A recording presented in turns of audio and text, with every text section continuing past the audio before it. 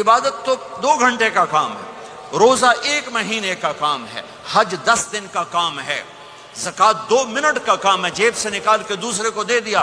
24 گھنٹے کی زندگی کا اسلام کیا ہے؟ وہ اخلاق ہے، وہ سچائی ہے، وہ پاک دامنی ہے، وہ عزت و آبرو ہے، بڑے چھوٹے کا احترام ہے، خامن بیوی کی محبت ہے، اولاد کا ماں باپ کو عزت دینا ہے، ماں باپ کا اولاد کو عزت دینا ہے۔ یہ میرے نبی کی خوبصورت زندگی ہے۔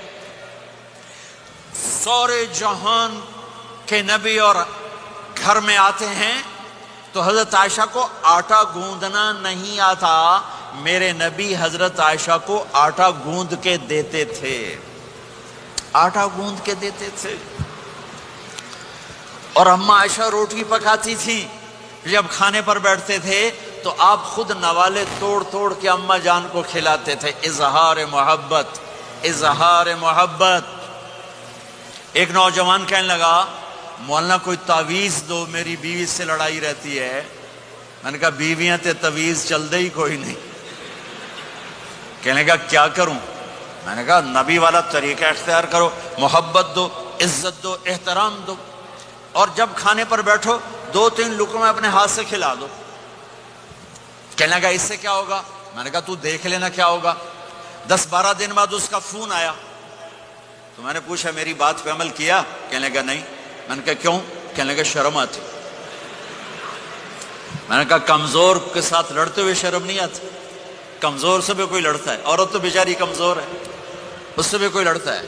گامے پہلوان کا نام سنا ہوگا بڑی عمر کے لوگوں نے، گاما جو چیمپئن، ورلڈ چیمپئن تھا، اس نے 1910 میں لندن میں امریکن پہلوان تھا زبسکو، اس کو ہرایا تھا، اس کو ورلڈ چیمپئن کا ٹائٹل ملا تھا۔ پارٹیشن کے بعد لاہور آ گیا، سبزی والے سے سودا بھاؤ پر کوئی بات ہوئی، سبزی والے نے وہ جو لوہے کا بٹا ہوتا ہے تولنے والا اٹھا کے گامے کو مارا، اس کو یہاں لگا، خون نکل آیا۔ اس نے پگڑی کھولی اور نیچے سے بل دے کے باندھ کے چل پڑا۔ تو لوگوں نے کہا پہلوان جی تسی وڈے وڈے پہلوان زمین تے مارے، اے تو نکو جا ماڑکو جا مار گیا، تسی آکھیا ہی کچھ نہیں۔ وہ کہنے لگا ماڑے نو مار دیا شرم آندی۔ انہوں نے کہا کمزور کو مارتے ہوئے شرم آتی ہے۔ میں نے کہا بے وقوف آدمی، تجھے عورت کے ساتھ لڑتے ہوئے شرم نہیں آتی ہے؟ تھوڑی دیر کے بعد اس کا فون آیا، کہنے لگا مولانا کمال ہو گیا۔ میں نے کہا کیا ہوا؟ کہنے لگا میں نے جو ہی اس کے منہ میں نوالا ڈالا، اس کا منہ وہیں کھلا رہ گیا۔ وہ کہنے لگی تمہیں کس نے یہ سبق پڑھا؟ تو خود تو نہیں کر سکتا۔ انہوں نے کہا مجھے مولوی طارق جمیل نے پڑھایا۔ انہیں ایسے جھولی اٹھائی کہ اللہ مولوی طارق جمیل نے آباد رکھے جہاں تینوں بندہ بنایا۔